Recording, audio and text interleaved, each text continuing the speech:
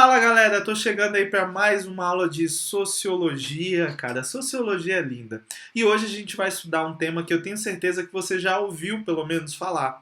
Porque recentemente, durante as últimas eleições, eu acho que você ouviu muito falar sobre um negócio chamado Estado liberal ou liberalismo econômico, né? Essa ideia de liberalismo esteve muito presente nas últimas eleições e muito presente no mundo como um todo. Se você pegar o mundo e for ver as discussões políticas, essa ideia do liberalismo está sempre ali presente. Muita gente fala sobre isso e poucos sabem a origem ou sabem determinar ou falar corretamente sobre o assunto. Então, ó, se liga, porque aqui a gente tem conteúdo, não é não? Então vamos lá, vamos ver a origem do liberalismo. Eu vou dividir esse conteúdo praticamente em 3 aulas, tá legal? Uma primeira aula onde eu conto aqui a origem histórica desse liberalismo, uma segunda aula que eu vou falar do Adam Smith, uma terceira aula que a gente fala do Estado liberal mais atual. Tá legal? Então vamos agora num período histórico, o que não é problema, eu sou professor de história. Vamos embora. Quando a gente pensar na formação do liberalismo, a gente tem que ir primeiro nos iluministas. Os iluministas do período pré-revolução francesa e revolução francesa, né? O iluminismo era uma filosofia e era uma ideia que foi colocada em prática, tá legal? Qual era essa ideia do iluminismo? O iluminismo era trazer a luz da razão. Lembra aquele lance de eu ir lá, acender, apagar a luz? Dá pra fazer, dá pra fazer. O iluminismo é a luz da razão. É, cara. Você tem que lembrar que antes do iluminismo a gente tinha um período teocêntrico. Teo, Deus, cêntrico no centro. E as respostas de tudo que a gente tinha dentro da sociedade eram respostas religiosas, respostas místicas. Então, por exemplo, por que esse cara é o rei? Ah, porque Deus quis que ele nascesse na barriga daquela mulher que era a rainha. Então, por isso ele é um rei. E por que eu tenho que obedecer? Ah, porque Deus o colocou como grande representante da sociedade. Ah, porque Deus quis assim. Eram respostas que eram colocadas e eram dadas para a sociedade, não só no âmbito político, mas em todos os âmbitos sociais, até respostas, por exemplo, para doenças, que a gente pegava e que era obrigado a aceitar, porque era a filosofia da época, era o teocentrismo. Então pensa, por exemplo, quando a gente teve peste negra, naquele primeiro momento a gente não pensou na questão da higiene da sociedade. A gente colocou aquilo como uma praga divina por conta dos erros do ser humano dentro da sociedade. E não que era uma questão da pulga do rato que pegava e que levava uma doença e que transmitia essa doença. Isso é um exemplo claro do que era o teocentrismo, tá legal? Hoje a gente vive o racionalismo, e esse racionalismo ele se inicia, esse processo de racionalização se inicia ali nesse liberalismo. Tá legal? Se inicia, na verdade, no iluminismo. E o iluminismo influencia o liberalismo. É um processo meio maluco. Tudo bem, então, até aí? A gente está falando, então, de iluminismo, luz da razão, pensamento racional. E a gente começa a trazer discussões novas. Por quê? Porque o indivíduo ele quer ser visto como indivíduo. Ele quer ver as suas necessidades sendo colocadas acima das necessidades coletivas. E aí você para e fala, cara, como assim? Ou, professor, para! Você está falando que o iluminismo, não, verdade, não, mentira. O liberalismo traz a ideia de um indivíduo ser colocado, os desejos individuais serem colocados acima dos desejos coletivos? Sim. Por quê? Tem toda a legitimidade quando você pensa naquela época. Nos dias de hoje, eu também não acho correto. Mas naquele período tem legitimidade. É legítima a luta deles e a causa deles. Você tem que pensar que naquela época os homens não tinham liberdade. Tá? Eles não tinham liberdade de pensar. Eles não tinham liberdade para ocupar os cargos que eles desejavam ou competir por cargos como eles desejavam. Eles não tinham liberdade nem de ter pensamentos religiosos ou racionais, porque tudo isso era controlado.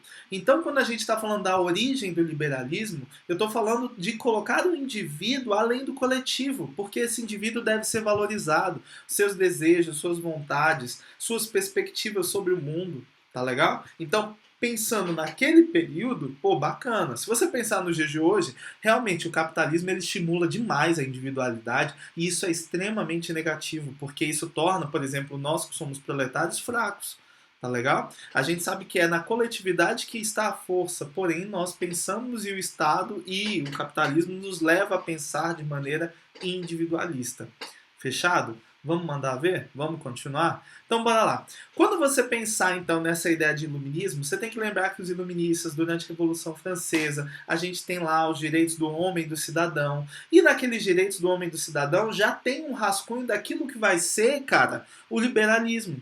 Então eu vou trazer alguns aspectos aqui e a gente vai discutir um por um, tá legal? Eu escrevi aqui, eu vou falando e a gente vai discutindo um por um, tudo bem? Vamos lá. Primeiro aspecto, todo indivíduo tem direitos natos. Cara, você com certeza vai lembrar da minha aula falando para você do jalequinho, né? Eu não uso o termo direitos natos, né? Eu uso sempre direitos inalienáveis do ser. Todo ser tem direitos inalienáveis, são direitos que não podem ser retirados do indivíduo. Que todo mundo ao nascer, independente de quem seja, tem esses direitos, cara. É disso que eu tô falando, cara. Todo mundo ao nascer tem direitos que são inalienáveis. Vamos dar um exemplo? Liberdade. A liberdade é um direito inalienável do ser. Ah, mas a liberdade de um pode atrapalhar a liberdade do outro? Pode. E por isso deve existir o Estado. Porque uma das funções do Estado está até aqui, ó. O Estado deve respeitar esses direitos e ele deve intervir sobre conflitos. É, cara, então olha só. A liberdade de um de prestar atenção na aula pode ser atrapalhada pela liberdade do outro de não prestar atenção no conteúdo. O que eu, como Estado, devo fazer? Eu devo agir de alguma forma que os dois tenham liberdade, mas para que a liberdade desse não atrapalhe a liberdade desse. Tá legal? Direitos são direitos, a gente não pode retirar eles do ser, eles são inalienáveis, não podem ser retirados do indivíduo. Porém, eu devo fazer com que todos tenham direitos sem que o direito de um atrapalhe o direito do outro. Isso já é uma ideia aí de liberalismo e tem muito a ver com o iluminismo. Fechado? Vamos para mais uma? Terceira, porque eu já falei a segunda aqui na primeira, né? Terceira, pluralidade e diversidade devem ser encorajadas. Cara, eles estão muito além do tempo, cara. Falando de pluralidade, de diversidade, diversidade de ideias, diversidade de pensamento, diversidade religiosa, diversidade cultural, pluralidade do ser, cara. Eles já estão falando disso. Isso tem tudo a ver com liberalismo, cara. Tá legal? Alguns acham que liberalismo não tem a ver com isso. Tem muito a ver, cara. Tá legal? Tem muito a ver. O liberalismo ele prega a liberdade do indivíduo, a pluralidade dentro desses indivíduos. Tá legal? E a liberdade pela diversidade, pelo desejo, pelo aquilo que você se encaixa, aquilo que faz parte de você culturalmente e que não faz. Tudo bem? Vamos lá. Promover e proteger a liberdade individual. Ah, cara, eu vou promover e proteger a liberdade. Como eu vou fazer isso? Cara, sendo Estado. Eu tô aqui não é para tirar sua liberdade, mas é para defender a sua liberdade, te dando direito de fala, te dando direito de resposta, te dando direito a manifestar-se, tá? Apoiando ou negando o governo, você tem todo o direito, sendo oposição ou sendo a favor. A gente tem que estar o tempo inteiro tendo essa luta por liberdade, por posições políticas, tá? É uma coisa que a gente preza muito dentro de sala de aula. Todo mundo tem liberdade para falar e dar suas opiniões, desde que a gente respeite a opinião diversa nossa. Liberdade, ok? Outra coisa que tem aqui, a sociedade deve ser igual e justa na distribuição de oportunidades e recursos. Eu já estou falando de bem-estar social, que é uma coisa que a gente vai ver quando a gente estiver falando de Estado liberal.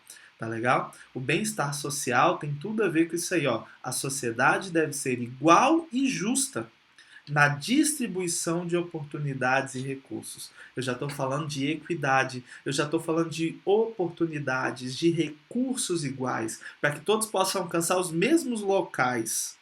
Tá legal? E que não haja desigualdade nessa caminhada.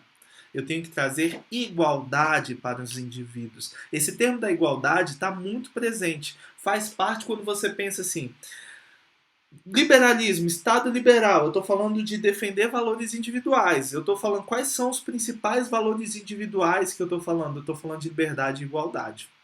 Tá legal? Então são dois conceitos muito importantes que a gente não pode deixar de falar. O liberalismo é a ideia, é a teoria, né? Teoria política que diz o quê? Social que defende os valores individuais de liberdade e igualdade. Fechados? Estamos fechados então aí? Beleza? Deixa eu ver só o tempo ali. Oh, foi, dá para falar mais um pouco então. A luta desses caras lá no meu passado era legítima? Era legítima, porque eles não tinham liberdade. Tudo bem? Então eu vou mais um trecho aqui, ó.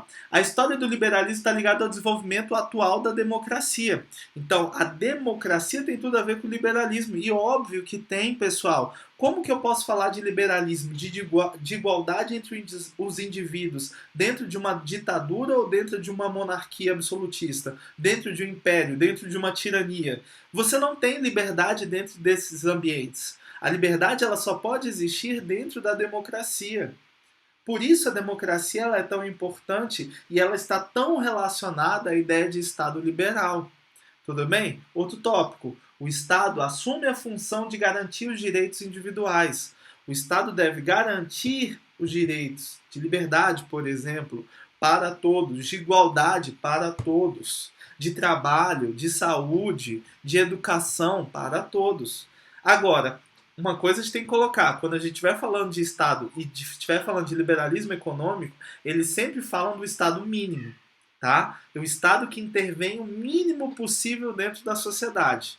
O Estado que não vai estar atuando, vamos dizer, diretamente na economia. Ele não está controlando preços. O Estado deixa que a economia se autocontrole e que ela se auto-organize. Tá legal? É a questão da oferta e procura, tá? Então tem essa ideia de liberalismo e do Estado mínimo, ok? Outro ponto. Defesa da propriedade privada.